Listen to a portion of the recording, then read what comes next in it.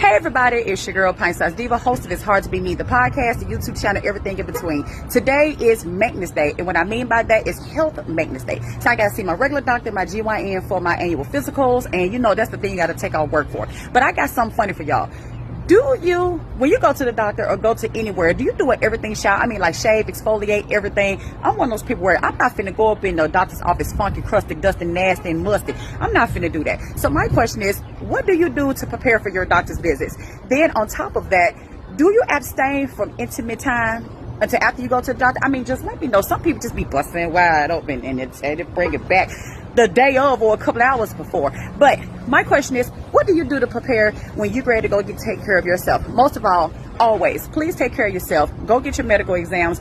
Hook or crook, negative or positive, at least you're on top of your medical health. Because I already did my self-care, so now it's time to do my medical care. I'll talk to you guys later.